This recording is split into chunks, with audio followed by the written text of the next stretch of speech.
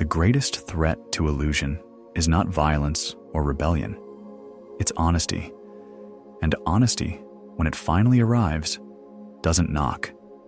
It tears through you like a quiet storm, not to destroy, but to wake.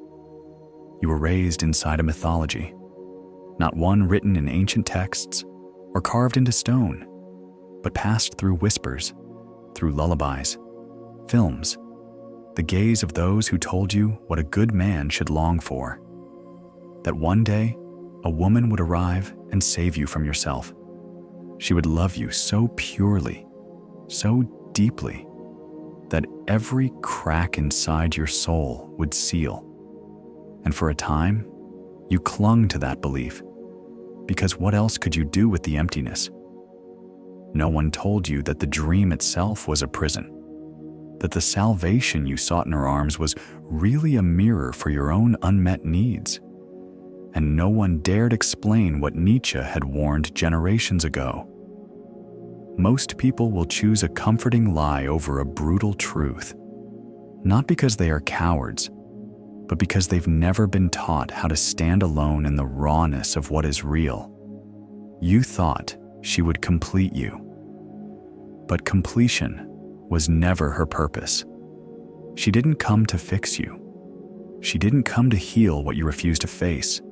She came as herself, but you, unknowingly, handed her a script.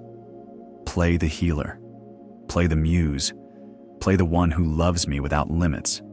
And she played along until she didn't. What you called love was a transaction.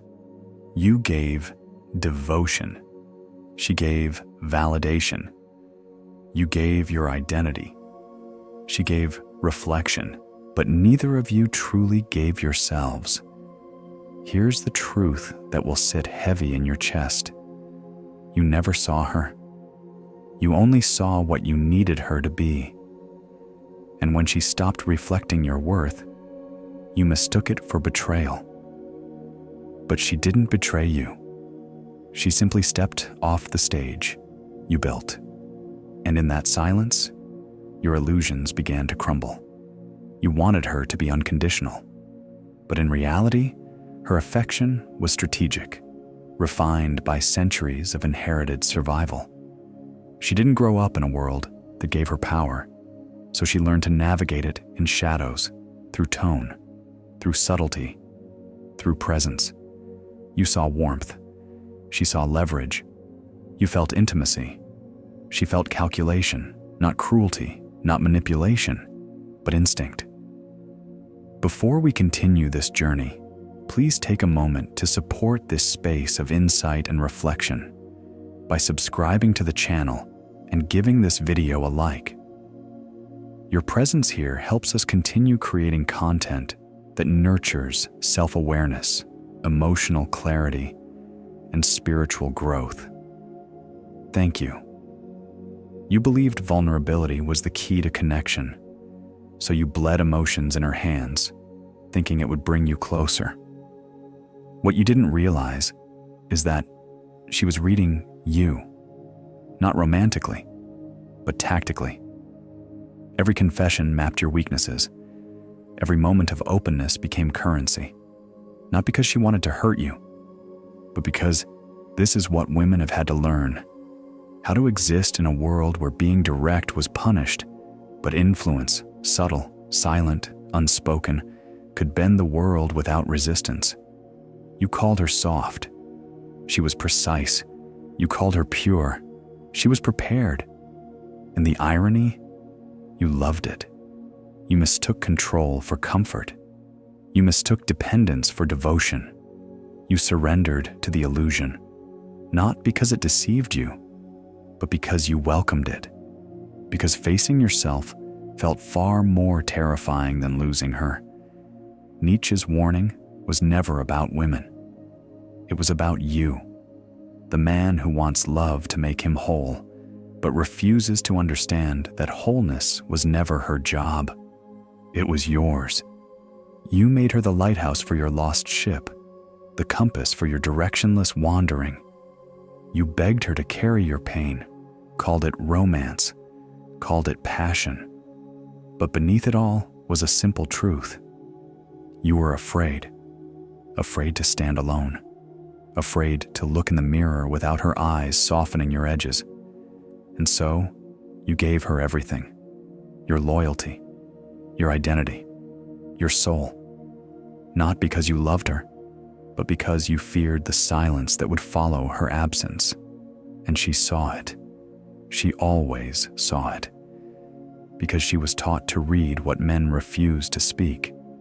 She didn't need to demand your submission. You offered it freely. And she accepted, not with cruelty, but with calculation. Because survival taught her this. The one who needs less holds more.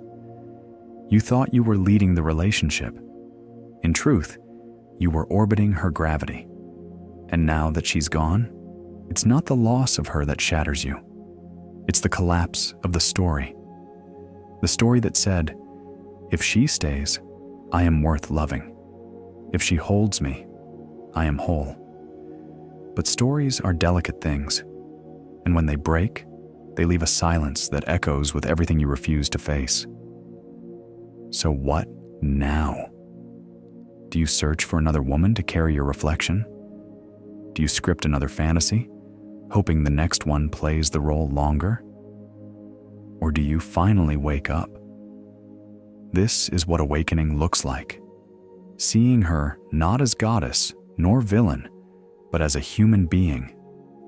Complex, strategic, instinctive. Someone who didn't trick you.